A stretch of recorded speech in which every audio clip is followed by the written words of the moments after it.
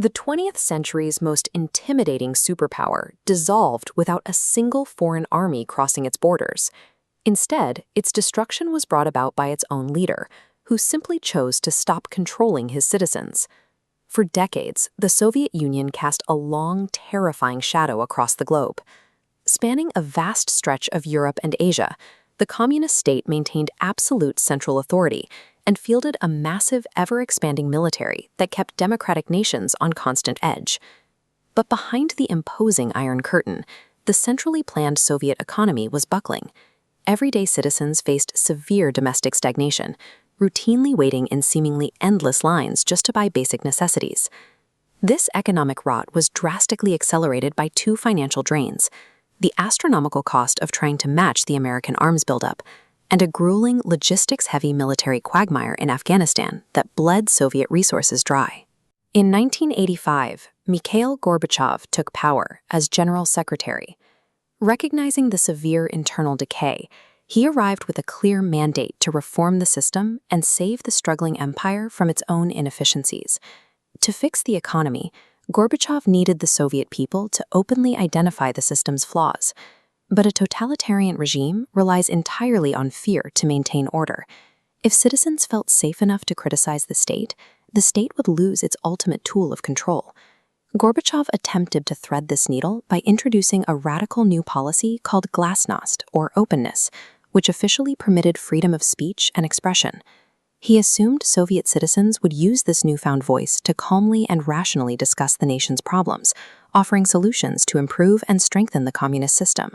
He completely miscalculated the depth of resentment outside of Russia. The people living in the Eastern European satellite states didn't want to fix the Soviet system. They despised it, and they wanted their own countries back. As citizens began to voice their desire for independence, the movement only survived because Gorbachev actively chose not to crush it with military force. In Hungary, massive crowds gathered in the streets to ceremonially rebury a rebel leader from a 1956 uprising that previous Soviet leadership had violently suppressed. Confronted with this direct, highly public challenge to Soviet historical authority, Gorbachev simply did nothing. The moment those crowds realized the tanks weren't coming to disperse them, the psychological grip of the regime evaporated. Authority instantly shifted away from the state and into the hands of the people. This sudden momentum quickly spread to Poland.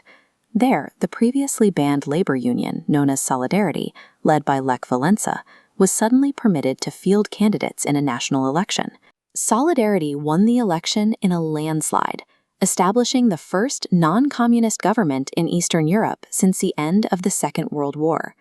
When local officials asked Moscow how to handle this staggering loss of control, Gorbachev's administration told them it was entirely a matter for Poland to decide.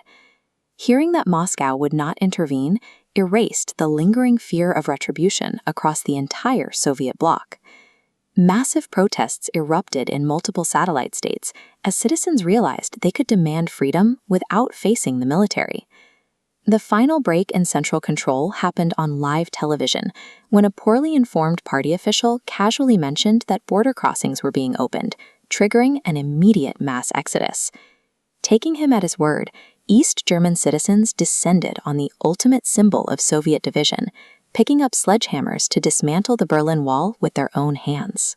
For a cascading chain reaction of inaction, the central state had accidentally legislated away its own authority, surrendering absolute power directly to the streets. By 1991, the Soviet Union officially dissolved into 15 separate independent nations, bringing a formal end to the Cold War. The collapse also bankrupted allied communist regimes around the world, like Cuba and North Korea, which had relied almost entirely on massive Soviet financial subsidies to survive. But achieving democratic independence did not magically erase decades of central economic mismanagement. The new Russian state endured long, painful years of stagnant growth.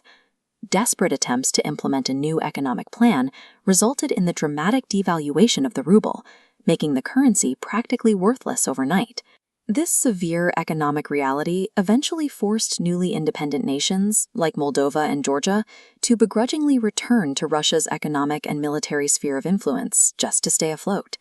Today, Russia utilizes its wealth and deep leverage over European energy markets to reassert its influence, actively maneuvering to reclaim its traditional status as a feared and respected global power.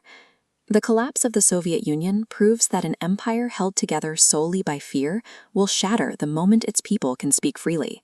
But while the totalitarian state died, the pursuit of its former geopolitical prestige remains fiercely alive.